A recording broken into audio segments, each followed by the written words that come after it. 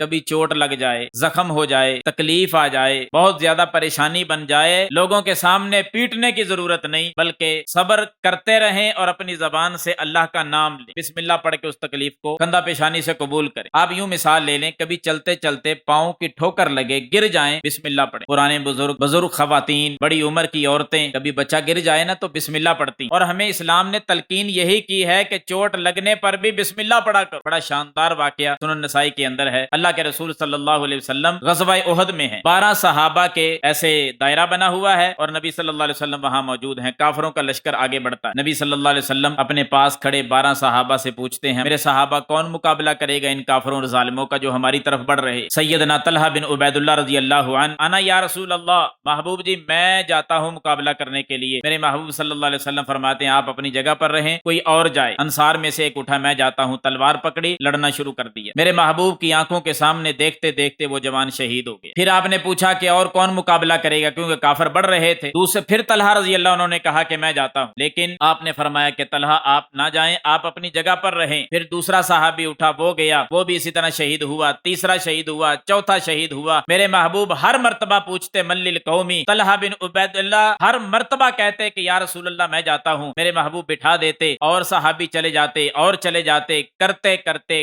11 صحابہ پیغمبر کی آنکھوں کے سامنے شہید ہو گئے۔ اللہ اکبر، یہ کیسا منظر ہوگا، 11 شہید ہوئے میرے محبوب کی آنکھوں کے سامنے۔ 12ویں صحابی طلحہ بن عبید اللہ ابھی بھی کھڑے ہیں۔ کافروں کا لشکر پھر بڑھا، میرے محبوب نے پھر پوچھا من للقومی، طلحہ ہر مرتبہ کہتے تھے محبوب جی میں جاتا ہوں، اس مرتبہ پھر کہا محبوب جی مجھے اجازت دیجیے۔ فرمایا تلوار پکڑو، لڑائی کرو، جنگ کرو، آگے جہاد کرو۔ تلوار پکڑی، آگے بڑھے، لڑتے رہے، بالآخر کافروں کی تلوار لگی، سیدنا طلحہ بن عبید اللہ کے ہاتھ پر یہ انگلیاں کٹ گئیں۔ جب یہ انگلیاں کٹیں، زخم ہوا، گہرا زخم لگا، ہاتھ کٹ گیا تو چوٹ لگی اور زخم ہوا، تلوار لگی، فطرتی عمل ہے، تکلیف ہوئی تو سیدنا طلحہ رضی اللہ تعالیٰ عنہ کی زبان سے نا، جس طرح ہمیں کوئی چوٹ لگے تو ہائے زبان سے نکل جاتا ہے نا، سیدنا طلحہ بن عبید اللہ کی زبان سے نکلا ہائے، تو بس یہ لفظ نکلنے کی دیر تھی، اللہ کی طرف سے ایسی کو مدد آئی، کافر سارے بھاگ گئے۔ حالانکہ اب نبی علیہ السلام کے پاس تو کوئی بھی نہیں تھا، کافر پیچھے ہٹ گئے۔ نبی صلی اللہ علیہ وسلم نے اس موقع پر فرمایا کہ اے طلحہ لو